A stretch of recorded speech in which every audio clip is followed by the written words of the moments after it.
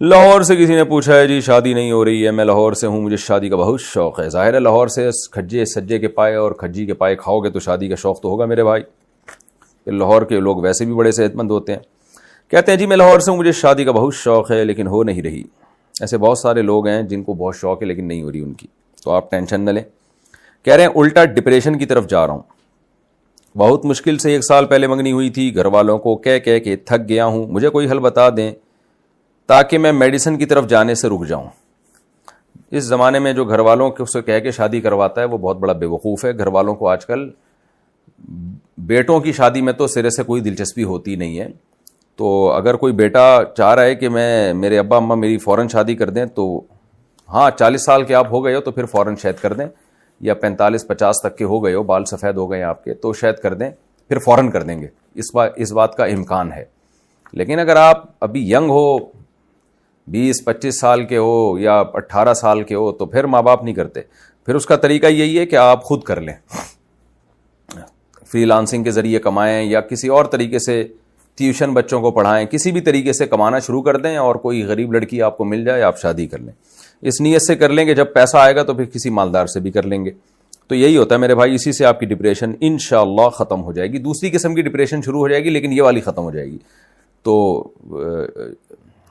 وہ والی ڈپریشن آسان ہے، اس کے لیے میڈیسن نہیں کھانی پڑتی۔ اچھا بھائی، یہ نہیں اللہ نہ کرے تو ہو جائے دوسری قسم کی ڈپریشن، ایک مثال دے رہا ہوں کہ بعض دفعہ ایسا ہوتا ہے لیکن انشاءاللہ آپ کے ساتھ نہیں ہوگا، آپ اچھے جذبے سے شادی کریں۔ خون آلودہ ہاتھ دیوار پر چھاپنا۔ پاکستان سے کسی نے پوچھا ہے جی یہ پاکستان سے کیا مطلب، شہر بتانا چاہیے، آپ لوگ نہ نام بتاتے ہیں نہ شہر بتاتے ہیں۔ کوئی پرسنل سوال ہو تو چلو آدمی اپنا نام چھپائے نا، نارملی اپنا نام کیوں چھپا رہے ہو بھائی؟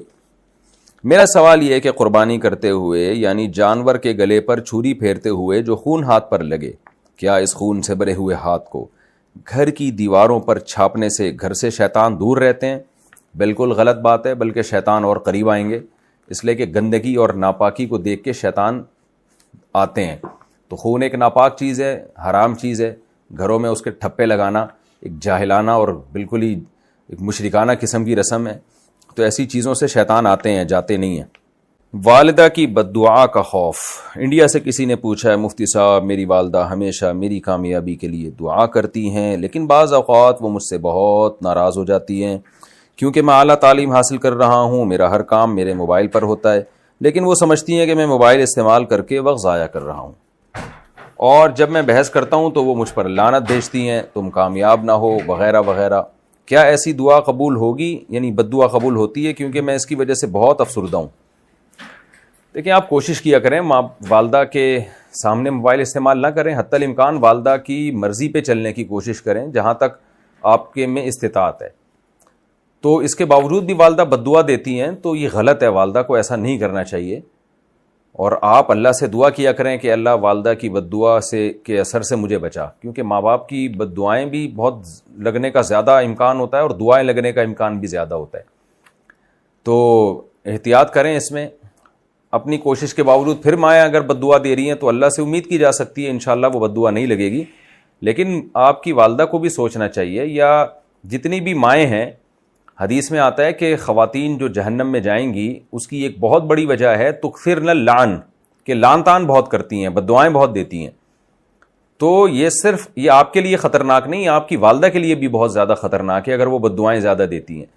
ہر بچہ جس کی ماں بد دعا دیتی ہے نا بات بات پہ، تو یہ ماں کے لیے بھی آخرت میں نقصان کا سبب بن سکتی ہے یہ چیز۔ اللہ تعالیٰ پکڑیں گے کہ تم کیوں اولاد کو بد دعائیں دے رہے تھے، اور کیا اس نے ایسا کیا کر لیا تھا کہ جس کی وجہ سے تم اپنے جگر کے ٹکڑوں کو جو ہے وہ بد دعائیں دے دے کے ان کو جہنم میں ڈالنے کی کوشش کر رہی تھی۔